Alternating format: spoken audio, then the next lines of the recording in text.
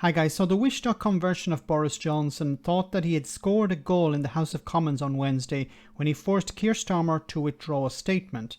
Now, Michael Fabricant called on the Speaker of the House to demand a withdrawal from the Leader of the Opposition for calling Boris Johnson a coward.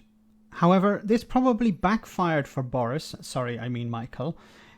Now, it's possible for an MP who sees another breaking the rules or guidelines to call it out and force the other to withdraw a statement or comment. Let's see what happened.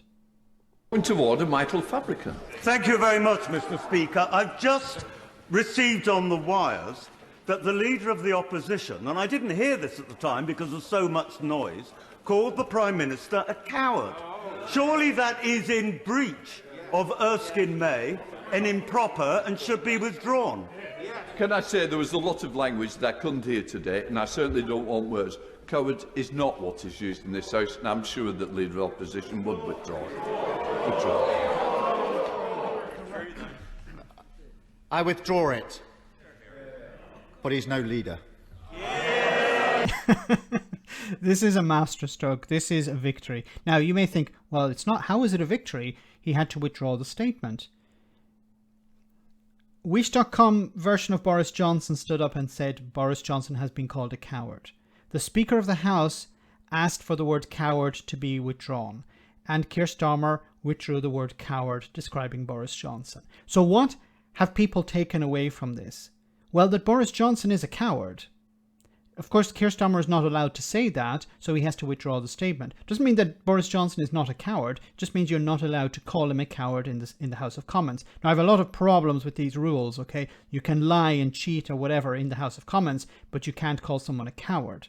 But it has planted the seed in the minds of the public. This is a masterstroke. And I think they need to do more of this.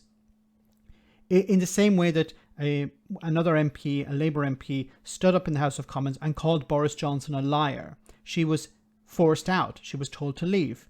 What was the consequence of that? The consequence was that people who even disagreed with her politically said she was right. They agreed with her. They said, yes, Boris Johnson is a liar. Why is she being kicked out for calling Boris Johnson a liar? Why is she being kicked out for telling the truth? Why is Keir Starmer been punished in a sense? Well, he's not really been punished, but he's been forced to withdraw a statement that we all know is true. So I think the opposition need to use these types of tactics going forward. You can't ask Boris Johnson a question because he's not going to answer the question. You can't try to corner him into telling the truth because he's not going to do that. He will lie and he will not get punished. So this is a tactic you can use. The leader of the SNP in Scotland, in Parliament, I should say, Ian Blackford, he has used some of these tactics as well. It's better to use the tactic, get punished, but at least you have planted the seed. Let me know in the comment section, guys, what you think about what Keir Starmer did and what Boris Johnson's Wish.com version had said. As always, your comments are greatly appreciated. Thanks a lot.